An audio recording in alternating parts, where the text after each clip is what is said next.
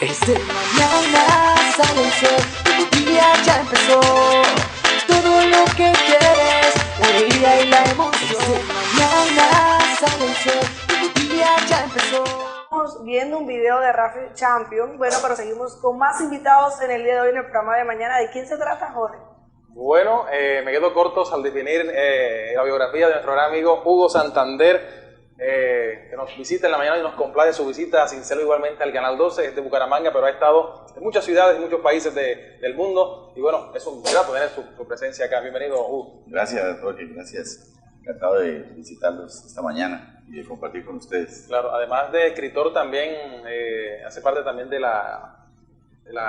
digamos, la parte de producción de televisión, de cine. Es un hombre que sabe muy polifacético, Van. Y bueno, nuevamente reitero, nos complace su visita aquí al programa de mañana. Este libro que tenemos acá es una de sus tantas obras y se llama Nuevas tardes en Manhattan. ¿Qué nos puede decir de este libro? Viví 4 años en Filadelfia y viajaba mucho a Nueva York, donde vivía mi hermana. Y allí tuve la oportunidad de conocer a muchos inmigrantes que me contaban sus historias. Me daba cuenta de esa nostalgia que tenían de lo perdido, del mundo en que vivían, en Ecuador, en Argentina, en Colombia, y de cómo cuando regresaban era el choque porque regresaban a una ciudad que ya no existía. Las ciudades cambian con el tiempo, ¿verdad? Entonces van 5 años y cuando regresan esperan encontrar todo intacto y no, ya es otra sociedad que incluso no los reconoce ya como tales, porque ya son de otra época, ¿verdad? Entonces, por eso comienza con una cita de Dante que dice que entra, pero si vuelves a la mirada hacia atrás tendrás que comenzar desde el principio. Entonces es ese sentido de que siempre van a encontrar algo que ya no existe, y digamos que la novela es una trama de amor realmente de dos colombianos que se encuentran en Nueva York y tienen un romance, y al final pues tienen muchos obstáculos, más por sus visiones del mundo que por otra cosa, por sus maneras de pensar, ¿no? Interesante Claro que sí. Bueno, ahora vámonos un poquito a la otra etapa de productor, de que realiza producciones. Yo sé que muchos televidentes tendrán la inquietud también que tengo yo, de qué producciones está realizando. Bueno, pues ahora realmente venimos de hacer una obra de teatro en Bogotá que se llama El Botín, Ave Muerta, Abuela Alto, y es una obra de teatro sobre una herencia que se va a repartir o que piensan dividir porque se murió el marido. Entonces la mujer, la viuda, tiene un amante con el cual supuestamente se sospecha que lo asesinaron. La madre del difunto llega a hablar con ellos, a decirles les compro sus derechos a la herencia, ¿sí? Pero todo debajo de cuerda para no pagar impuestos, y en medio de eso se aparece el muerto. Dice que él resucitó. Qué raro una historia interesante. ¿Y qué? Claro que ¿Cuándo sí se estará presentando al público esta obra? Pues lo vamos a traer aquí a Sincelejo, al Teatro Municipal, en una fecha por confirmar. Estamos trabajando en eso.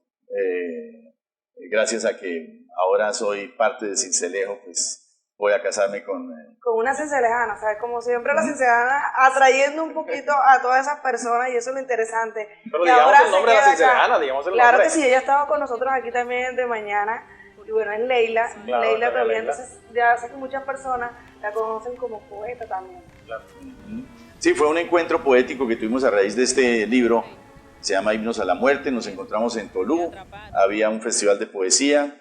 Cuando ella leyó sus poemas me parecieron muy transparentes, muy honestos, muy hermosos, y yo también leí mis poemas y a ella la conmovieron. Entonces fue a través de la poesía que nos enamoramos. Qué lindo eso es lindo. Yo creo que eso es un hermoso mensaje que también se le puede brindar a los televidentes en este mes de amor y amistad. Yo creo que también está la cuestión de realizar y de darle poesía a nuestros seres queridos. Y fue un testimonio de amor, porque después de que nos habíamos oído los poemas, pues, tan pronto hablamos, yo a los 10 minutos la pedí en matrimonio. Bueno, Leila que se ríe, no va. Hermoso. Y bueno, es una historia muy bonita. ¿Por qué se llama El Botín? Bueno, se llama El Botín porque realmente los jóvenes que han visto la obra en la temporada en Bogotá decían, ahí hay 2 visiones del mundo. Está el botín porque hay un dinero, $1 millón que Lola y su amante quieren conseguir. Y por otra parte está el resucitado que viene después, porque él regresó de entre los muertos y viene a decirles, ustedes deben no preocuparse por las cosas materiales, ustedes tienen que cuidarse porque la vida es mucho mejor si ustedes viven honestamente con la gente, si evitan los problemas, si evitan... Entonces el público escoge o este o este. escoge vos, me voy por la trama de acción, del dinero, todo eso, o me voy por la trama metafísica. Es una obra de suspenso. Lo que trata la obra es que es tan difícil que alguien crea, que alguien resucite. Al hombre no le creen y crean todo tipo de teorías, que es un gemelo, que es un impostor, que es un actor, que es un pariente, etc. Y al final el mismo protagonista se ve obligado a dar una versión que el público tiene que escoger al final si es cierto o no, es dependiendo de sus propias creencias y de su propia visión del mundo. Le pregunta a Mefistófeles, ¿cómo es posible que él, estando condenado, vague por el mundo, por este mundo? Y el demonio le contesta, ¡ah! Pero no te has dado cuenta, imbécil, este mundo es el infierno. Y en realidad, basta recordar las traiciones que sufrimos de quienes más amamos. Es también usted comunicador social, egresado de la Universidad Javeriana de Bogotá. Sí, así es. Yo estudié en la Universidad Javeriana unos años.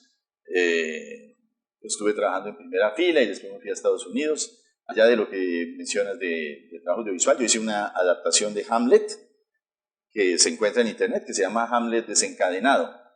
Ahí está la primera parte con subtítulos en español, en donde el protagonista es un colombiano. Yo mismo hice Hamlet, de una familia americana que adoptó a un colombiano, lo llevó a Filadelfia. Él hace parte de la empresa, pero el papá es asesinado por la esposa y su amante. Esa es la historia de Hamlet. Y entonces él se debate entre si se va a vengar del papá o no. Pero hay un elemento de que, además de eso, está el conflicto de él, de si él pertenece también a Colombia, donde tiene sus raíces, o si debe pertenecer más a su nueva familia que tiene en Estados Unidos. You may know him as you go down the river into the sea. Hamlet, this deed for thine especial safety which we do tender. Para que las personas puedan conocer un poquito más de todas sus publicaciones, de sus producciones, redes sociales, ¿dónde lo pueden encontrar y cómo se pueden encontrar? Página electrónica es castellano.hugosantander.com. Literatura, cine, ensayo, poesía. Y también está la otra página en inglés que es hugosantander.com. En la India, en Portugal, en Francia, en Inglaterra, en Kirguistán. Queremos analizarle otro dato interesante a nuestros televidentes. Dice aquí, Hugo Noel Santander Feria nació en Bucaramanga, comunicador social de la Universidad Javeriana de Bogotá. En el año 1995 ingresa al programa de maestría de las artes plásticas en cine y televisión de la Universidad de Temple, Filadelfia, Estados Unidos. Tras su graduación, en el año 98 se desempeña como profesor de guión audiovisual, creación literaria y dirección de actores en la Universidad Católica Portuguesa, sede de Oporto, ciudad en donde además dirige el documental Illas do Porto, que es como decir los arrabales de Oporto. Ese fue un documental que hice para la RTP, para la radio y televisión portuguesa, eso fue en 1999, y pues que demuestra que incluso en las ciudades europeas también hay arrabales de pobreza, ¿verdad? Heredados todavía de la época industrial en el siglo XIX. Bueno, algo que en cierta manera mostraba los problemas que ahora germinan, ahora que hay tanta crisis económica en Europa. Ya se veían en ese documental que existían las semillas, ¿no? Que todo en cierta manera era cierto barniz de que Europa era próspera, etcétera, cuando realmente era un país con muchas necesidades e muchas diferencias sociales. Até com esta senhora que é a minha vizinha, que eu digo que ela que é a minha meia-irmã, o meu marido chegava a um certo ponto, chegava lá e pedia comida à casa porque dizia que não queria comer, que não queria a minha, quer dizer, ele estava tão... como as crianças. Estava muito debilitado com Estava o como as problema crianças. do câncer. Vale, y a los televidentes, vea, profesor de teatro en la Universidad de Salford. O sea, esa hoja de vida de usted debe ser amplia y grandiosísima, con muchas hojas, tiene muchos títulos, ha viajado mucho, profesor, catedrático, escritor, comunicador social. O sea, polifacético, y de pronto tiene un poquito de algo, pero nos damos cuenta en toda su biografía, y es que hay que resaltar una palabra que de pronto se puede resaltar en su biografía, y es el arte. Yo creo que el arte está vinculado con todas esas actividades que está leyendo. Y termino con una de las frases más bonitas que hay en el libro, y es de Hugo Santander, otro compatriota, director de cine, que vivió en India y que ahora vive en México.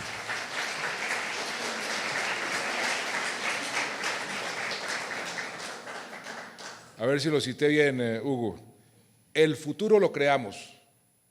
Hay que conectarse con los más profundos deseos y los obstáculos siempre serán bendiciones. Muchas gracias, Hugo.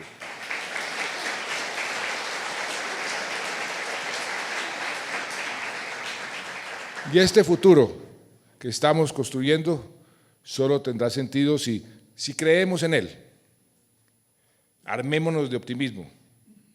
Aprendamos a apreciar nuestra nueva realidad desde una perspectiva fresca. Aprendamos a reconciliarnos, a perdonar. En comparación con la televisión, ¿el cine es más fácil o más difícil de hacerlo? Pues es más placentero, por lo menos, ¿no? Porque hay más libertad. En el caso de las películas que he hecho, yo he tenido absoluta libertad, porque he logrado conseguir los presupuestos, aunque sean pequeños. Y el problema que tienen todos los colegas, me dicen, es que tienen que satisfacer al productor, al actor. Sí, hay muchas fuerzas. ¿Qué tal fue su experiencia en Inglaterra? Excelente. Yo creo que los ingleses son flemáticos, es decir, no son gente espontánea como uno. Eso fue duro, y yo creo que todos los colombianos que vamos a Inglaterra tenemos ese choque. Ellos no se emocionan, y si se emocionan lo ocultan, es un arte para ellos. Pero también en cierta manera uno lo ve cuando ve los programas de la BBC y cuando ve a Shakespeare, uno ve cómo manejan ellos la emoción y cómo manejan mucho es la voz, estar controlados. Bueno, continuamos en De Mañana, aquí estamos entretenidos escuchando al señor Hugo Santander, por supuesto, comentándonos un poquito, Jorge, de sus anécdotas y enriqueciéndonos un poquito más a nosotros, ¿no? Entonces, coméntenos un poquito, ¿cuál fue su primera obra? Bueno, mi primera obra se llamó Intriga en Santa Cruz y la escribí cuando tenía 14 años. Resulta que en Bucaramanga no había teatro, pero yo creo que cuando uno ama algo aparece, ¿no? Recibí vendían la revista de Condorito y adicionaban un librito pequeñito, ¿no? Era una oferta. Y el primero decía La Odisea y Romeo y Julieta. Entonces yo leí Romeo y Julieta y me encantó. Era una versión abreviada. Y al final decía instrucciones para montar una obra de teatro. Y entonces le dije a mis compañeros de colegio, hey, montemos una obra, aquí dice cómo se hace. Ya estaba el formato de ella. Y siguiendo las instrucciones, 1, 2, 3, 4, escribí la obra, una obra que era muy basada en Agatha Christie, era un asesinato que ocurría, y en la obra de Cristo de Espaldas, de Caballero Calderón, ¿sí? De un cura que llegaba a un pueblo y había un asesinato, entonces había que buscar al asesino, ¿no? Combinación de los dos. Y eso se presentó en el colegio. Y bueno, después siguieron otras cosas. Interesante. Cosas curiosas que en este mundo ha viajado mucho en diferentes países. ¿Le han sucedido de pronto anécdotas en algunos hechos? ¿Dónde ha estado? Sí, en todos. A ver, les cuento. Cuando fui a Kirguistán, que eso fue parte de la Unión Soviética, resulta que era un país que venía con muchas tradiciones del estalinismo, claro, era un país que solo llevaba 10 años de independencia y la economía estaba muy mal, estaba decayendo todo, y sin embargo la Fundación Soros llevaba a gente de Estados Unidos, a egresados o de Europa para, digamos, impulsar la democracia. Cuando yo llegué resulta que el impulso de la democracia, casi todos se hacían los de la vista gorda, ¿no? Se evitaba temas como corrupción, temas como el robo de dineros públicos, etc. Y resulta que era muy común que en los cursos los estudiantes sobornaran a los profesores. Eso me lo habían advertido. Yo creí que a los extranjeros no nos hacían sobornos. Un estudiante que nunca se presentó, al final apareció y me dijo, yo le pago a usted el curso completo y me pasa. Entonces yo le dije, no, eso es un soborno, yo no puedo aceptar. Y se lo dije al curso, porque además los compañeros de curso dijeron, pero es que él es famoso, él es una celebridad, no sé qué. Y dije, no, yo no puedo aceptar eso es ir en contra del sistema educativo. Y entonces la universidad, todos los rusos, los de ascendencia, digamos, kirguisa, se vinieron a crear unas amenazas, nos llamaron, nos amenazaron, se incendió incluso el apartamento donde estábamos, un cortocircuito por la noche, pero yo me desperté justo entonces y lo apagué. El caso es que me di cuenta que tocaba calmar la cosa y hicieron hasta, o sea, mejor dicho, yo no denuncié este caso ni nada, pero sí comenzaron a discutirse algunos temas de una manera pública sobre la corrupción, sobre la prostitución, yo les decía, el problema es que la Unión Soviética se cayó por los sobornos. Un país que empieza todo el mundo a robar, pues termina sucumbiendo, ¿sí? Ustedes deben darse cuenta que uno debe pensar a largo plazo. Si un país honesto es un país que prospera, y ahí está Alemania. Alemania es honesto porque Kant, que era un filósofo, dio toda esta explicación de una manera racional y la gente lo entendió. Entre más honestos, más prosperidad tendrían después. Entonces todos esos argumentos pasaron, pero al final yo tuve que salir del país. Tuve un sueño que a los 9 meses teníamos que irnos porque había gente que no le gustaban todos estos discursos.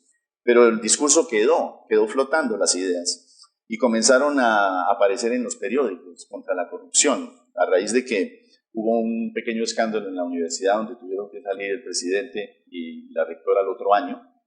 Hay que pensar que toda esta universidad era subvencionada por el gobierno americano y ellos exigían pulcritud y la pulcritud no existía. Entonces las cosas se ventilaron, estos cayeron y a los 2 años cayó el presidente de la República. Así estaba. Bueno, también en su parte de docente, de filósofo, tengo entendido también que definió a Dios. ¿Cómo define un filósofo el punto de vista de Dios? Bueno, pues a raíz de Nuevas tardes en Manhattan, esta novela, el protagonista está interesado en teología y está interesado en definir a Dios. Básicamente la tesis es que no debemos buscar tanto quién es Dios, etcétera, sino buscar los elementos éticos, un concepto que viene de Sócrates, ¿no? Lo importante no es definir algo, sino encontrar cuál es el comportamiento ético que deriva de eso, cómo nos comportamos, qué resultado tiene una definición, ¿no? Si definimos que Dios es una persona vengativa, pues qué definición, qué resultados éticos tiene eso. Entonces después Martin Cohen, que fue de los editores de esa revista, me invitó para una enciclopedia que se llama la Enciclopedia Hodder de Filosofía y Ética, Philosophy and Ethics. Me pidió que hiciera la entrada sobre Dios y la hice. Y básicamente lo que digo es que Dios es el horizonte que nosotros tenemos en la vida. Si tu horizonte es hacer dinero, pues Dios será el dinero. Si tu horizonte es ayudar a los demás, ese Dios será ayudar a los demás. El modelo de Jesucristo o de Buda o de Mahoma son modelos que la gente asume porque ven ciertos valores que ellos quieren alcanzar, ¿sí? Entonces, Dios es un concepto que cada cual define. Por eso una religión de que todo el mundo cree que Dios es esto es absurdo, porque nosotros sabemos que cada uno de nosotros adapta su propia versión de Dios a su propia vida. ¿Con qué religión se identifica? Fui educado como católico y a pesar de que fui ateo muchos años, la verdad, precisamente cuando estaba escribiendo esta novela tuve una crisis espiritual, una epifanía y recobré la fe.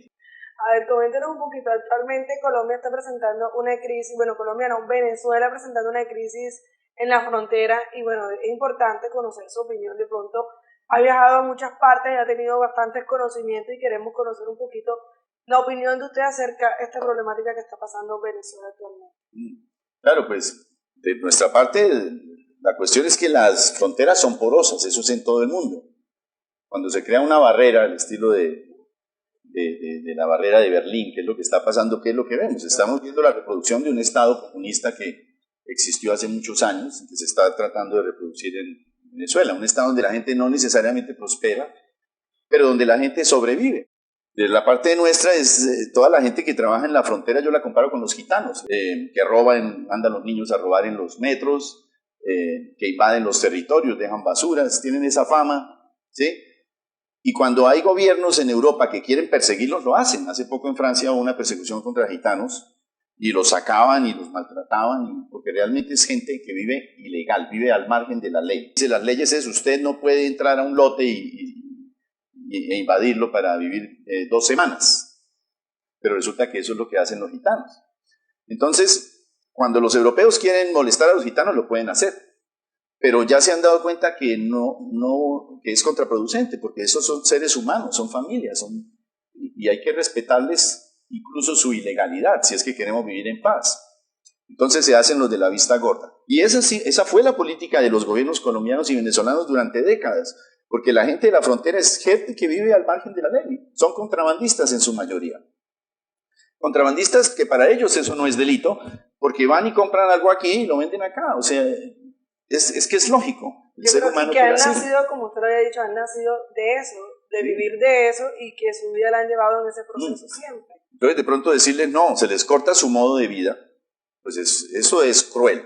Desafortunadamente hoy las redes sociales hacen que las cosas sean visibles, pero es increíble ver cómo hay gente tan sectaria y polarizada en nuestro país, que me decían, o usted está con nosotros o sin nosotros, ¿sí? O sea, el libre pensamiento, el ser crítico, es muy difícil de encontrar. ¿Está allá o está acá? A nuestros televidentes informarles también la fecha del matrimonio. De verdad, muchas gracias, Hugo, por acompañarnos. Tendremos nuevamente una presencia tuya acá me dijiste que iba a traer una obra de teatro acá en Cincelejo. Sí. Bueno, días previos antes de la obra te invitamos Claro, también. para invitar a los Gracias. televidentes también. Encantado. De la India, ¿no? De la India. Claro. Sí. Bueno, Gracias, muchísimas gracias por habernos acompañado y bueno, hemos llegado a la parte final de nuestro programa de mañana. Nos vemos mañana a las 9 en punto de la mañana. Claro, repetición esta noche a las 11, así que no te lo pierdas, 11 de la noche.